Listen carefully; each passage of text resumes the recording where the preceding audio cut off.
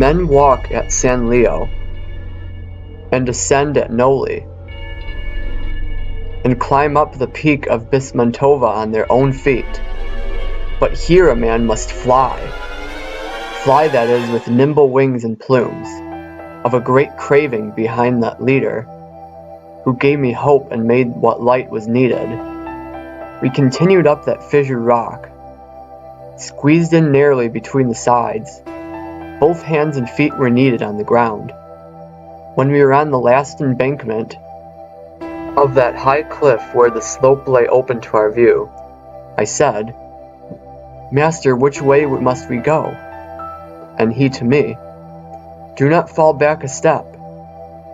Keep climbing up the mountain behind me, until a wiser guide appears before us."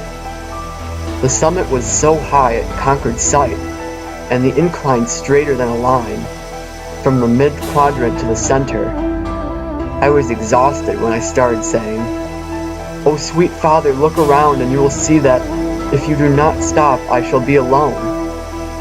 "My son, drag yourself to that point," indicating a terrace farther up, from which that side went all around the mountain. His words were such a spur to me that I crept after him, straining every effort, until at last the terrace was beneath my feet.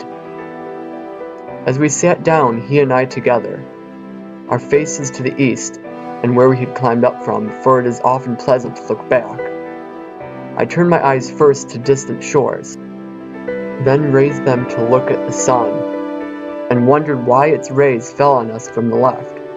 That poet noticed at once that I was baffled by the chariot of light that had intervened between us and the north.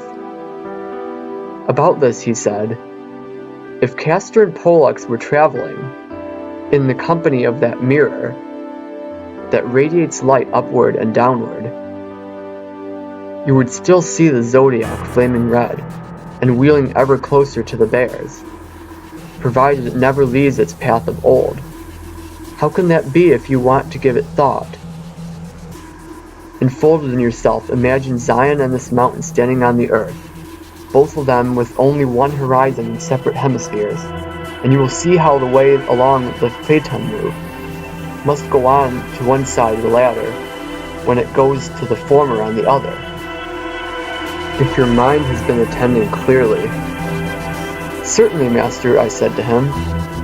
"I never saw so clearly as I do now, in that place where my intellect seemed lacking, that mid-circle of the supernal motion that is called the equator in some sciences, which is fixed between the sun and winter, where the reason that you gave leaves this region, for as far to the north as the distance at which the Hebrews look towards it in the warm parts. But if you do not mind, I would like to know how much we still have to go. The slope rises much higher than my eyes can rise." And he to me, "Such is this mountain, that it is always arduous starting up, but the further one goes, the less it hurts. When it therefore appears so smooth to you, that going up becomes easy to you, as if you were going downstream in a boat. Then you will be at the end of this trail. There you will hope to rest your tired body. I know this to be the truth. I say no more."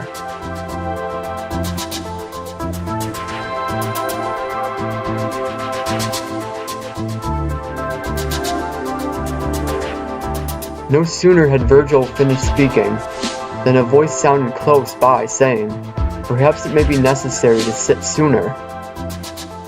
At the sound of the voice, each of us turned and beheld a huge boulder to our left that neither of us had earlier observed.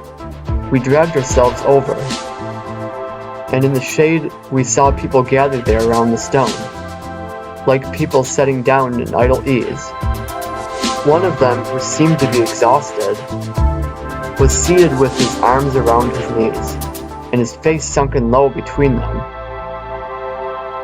"My sweet lord," I said, "glance over there, that one," who could not look more indolent, if slothfulness were his own sister. With that he turned and gave his attention, raising his face only above his thigh, and said, "Keep climbing, you who are so brave." I recognized him then, and all that strain was making me still breathe a little hard. Did not restrain me from going up to him. Then I began.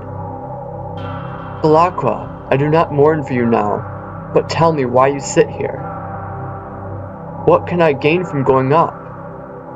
The bird of God who sits above the gate would not allow me to go to the tortures.